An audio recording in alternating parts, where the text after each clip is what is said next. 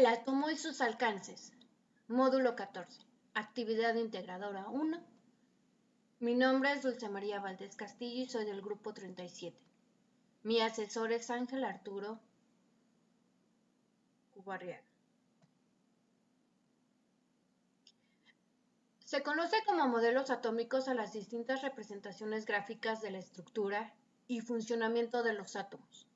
Los modelos atómicos han sido desarrollados a lo largo de la historia de la humanidad a partir de las ideas que en cada época se manejaban respecto a la composición de la materia. Los primeros modelos atómicos datan de la antigüedad clásica, cuando los filósofos y naturalistas se aventuraron a pensar y a deducir la composición de las cosas que existen, es decir, de la materia. Demócrito fue un pensador griego que vivió entre los años 460 a.C. Fue el padre del atomismo y discípulo de otros filósofos griegos como lo fueron Leucipo y Anaxágoras.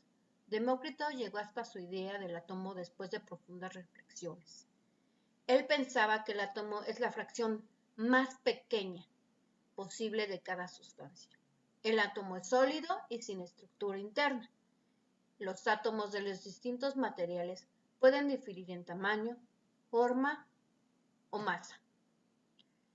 El modelo de Dalton es una esfera sólida, compacta e invisible. A este modelo se le conoce como bola de billar.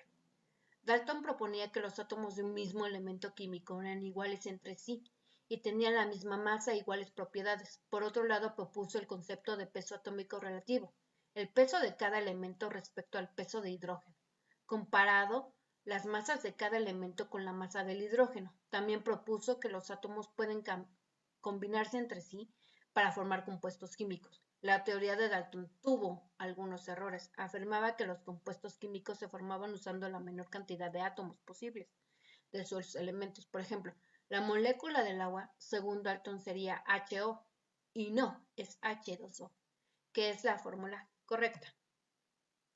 El modelo de budín de pasas se considera una esfera de carga positiva con los electrones distribuidos en números suficientes para neutralizar la carga positiva. Descubridor del electrón en 1897. Este modelo es previo al descubrimiento de los protones y neutrones, por lo que asumía que los átomos estaban compuestos por una esfera de carga positiva y los electrones de carga negativa estaban incrustados en ella, como las pasas en el pudín. Dicha metáfora es por esta razón que la llamo de esta forma. Este modelo hacía una predicción incorrecta de la carga positiva en el átomo, pues afirmaba que estaba distribuida por todo el átomo. Más tarde, esto fue corregido en el modelo de Rutherford, donde se definió el núcleo atómico. El modelo de Rutherford es los electrones giran alrededor del núcleo, como los planetas al Sol, o sea, un modelo planetario. Ernest Rutherford realizó una serie de experimentos en 1911 a partir de las láminas de oro. En estos experimentos determinó que el átomo está compuesto por un núcleo atómico de carga positiva, donde se concentra la mayor parte de masa, y los electrones que giran libremente alrededor de este núcleo. En este modelo se propone por primera vez la existencia del núcleo atómico.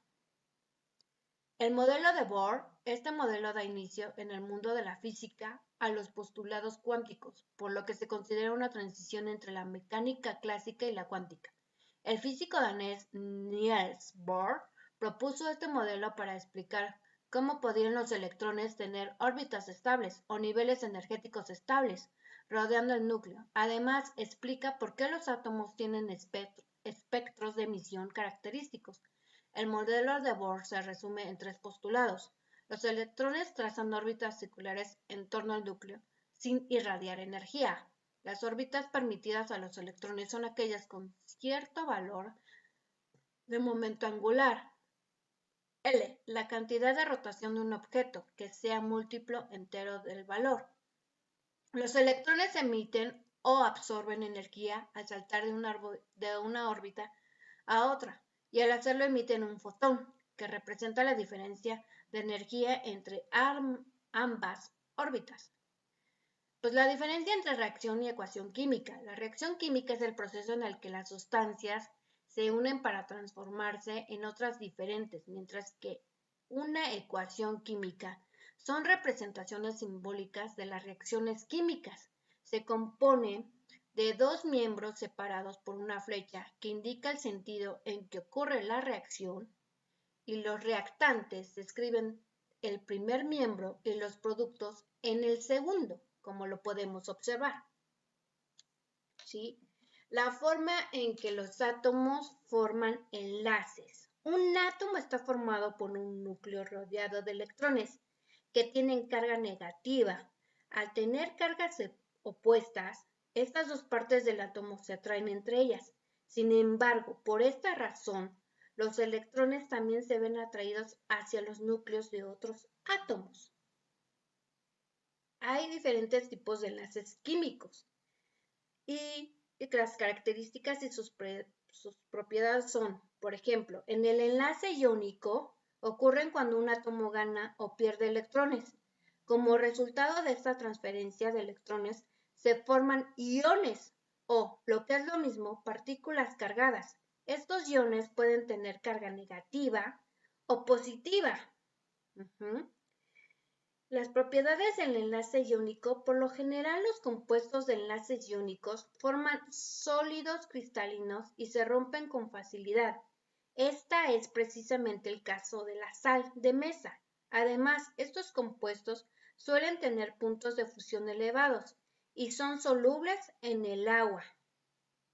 El enlace covalente. Otro modo que tienen los átomos para formar enlaces químicos es compartiendo electrones. De esta manera, crean los enlaces covalentes. Los electrones no se quedan inmóviles en un punto, sino que se mueven entre los átomos. Esto da a los principales tipos de enlaces covalentes, en el que el enlace covalente polar y el apolar. Él tiene tipos de enlaces covalentes, que es el enlace simple, el enlace doble y el enlace triple. También encontramos el enlace metálico. Como dice su nombre, los enlaces metálicos se forman entre átomos de metales.